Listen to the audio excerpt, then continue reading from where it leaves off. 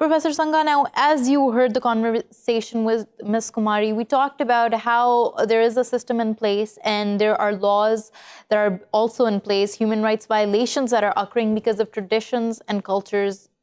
But give us a sense of how widespread this issue is. She focused on the South Asian region, but we do know that child marriages are not even outlawed completely in the United States.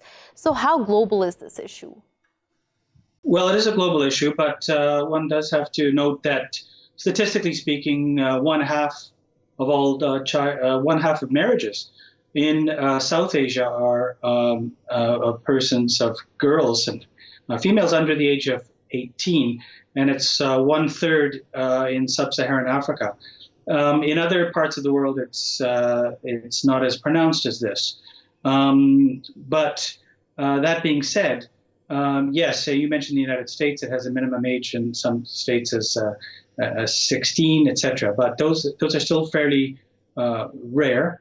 I mean, the UK also has. But even in some states in the United States, there is an announced to get children who are even 13 and 14 married off if there are certain conditions that are met, such as given permission by the parents, a certificate by the court. Now, all of this, of course, it creates this complex sort of an issue. I do want to bring to light this specific thing because I want to discuss how far have we come along in the process of trying to identify agency with children and give them their basic rights. Well, you're right. You're right to focus on that. You know, it really comes down to something that Ranjana was mentioning, I think, very, very well and comprehensively. And that comes down, but she didn't mention it, but implicit in what she was saying was that we're talking about patriarchy, really, and gender discrimination, mainly because it's mostly women and girls that suffer because the age differential and in many laws even reinforce the fact that they have a lower minimum marriage age for girls than for boys. So in some places it's 15 for girls and it's 17 or 18 for boys. So that reinforces this kind of patriarchal system, which at a certain point, when you're talking about very young girls, it approaches a slave-like situation. There is coercion. People cannot make up their decisions on their own at that young age. Especially when you combine it with arranged marriages and family pressures, and if there's property involved, etc., and dowries and all these kind of things. You're talking really about forced marriage situations.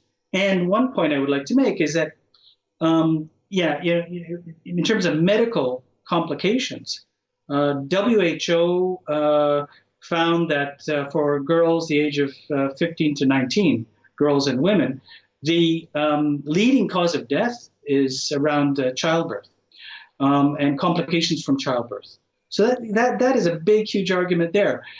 Families who push their children and say, well, we want to uphold family honor and reputation and all this kind of stuff.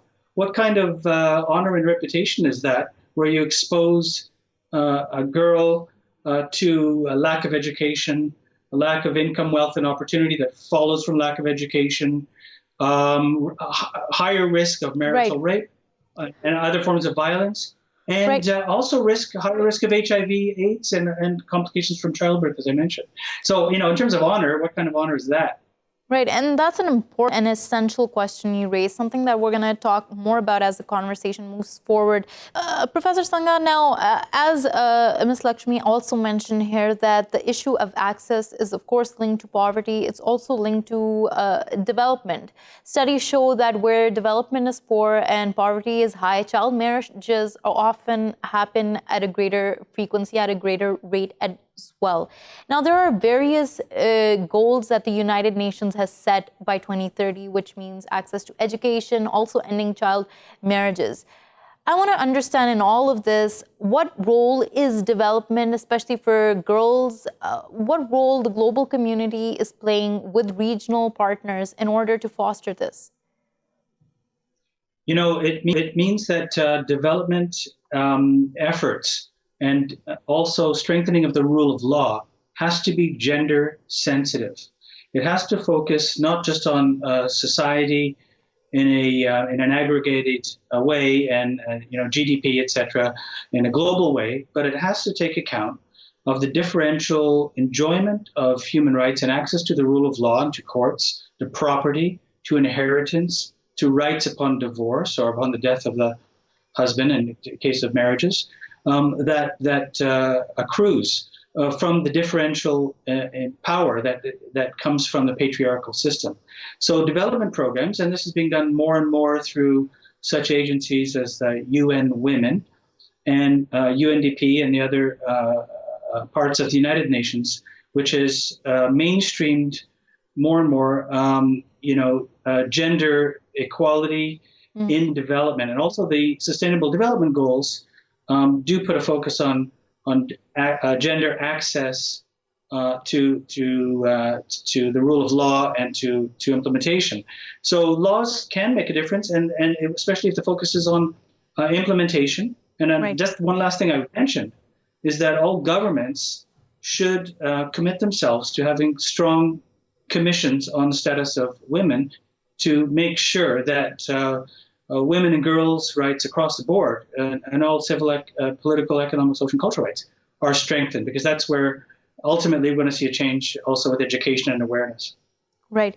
Those are important points you make. Professor Sunga, when we're talking about all of this, we often talk about child marriages and other ills in society as they're not our problems, they're someone else's problems. There might be some relatability issues. We see them around, but we might not completely be able to understand them. But of course, what happens to one family in a society, a group of girls, impacts society at large. So in this, what steps can society and communities take in order to help those who are in these situations which lead to child marriages? Yeah, I think you're right. It's really about empowerment, and if we really believe in human rights for everyone, and that's why I don't speak necessarily about women's rights, but about human rights of women, instead of ghettoizing it. It means that human rights, when they're shared broadly and by as many people as possible, contributes to growth.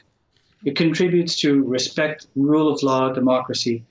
Now that sounds very banal, maybe, and motherhood statement, but it is true that when people cannot exercise their human rights in a very practical way, they will not be able to put food on the table. They'll be struggling, and it's everybody's burden at that point. And it brings down society. GDP is greater in those countries where gender equality is greater, and it's not an accident. So I think that's an important thing to remember. But the other thing, of course, is always in all countries, distribution has to be equal. We're not just talking about global, GDP increase, and it has to be distributed, and that means that power, empowerment, access to rights has to be much more equal for both genders. And I would maybe end with that statement. Maybe one last thing, which is a little bit of a wild card, but has to be taken account of, is that if you look at the ratifications of the United Nations Convention on the Elimination of All Forms of Discrimination Against Women, unfortunately, many states have entered reservations that say that the whole convention doesn't apply domestically if it's in conflict with Sharia law. And they've made a huge exception. If you look at most of the countries across the Middle East and across the world that have Sharia law, they've been putting an exception there and trying to put Sharia law above international law, including the human rights of women. And that, I think, is not correct, and that should be revisited by all countries who have this kind of reservation to the CEDAW Convention, to the Women's United Nations Convention for on women.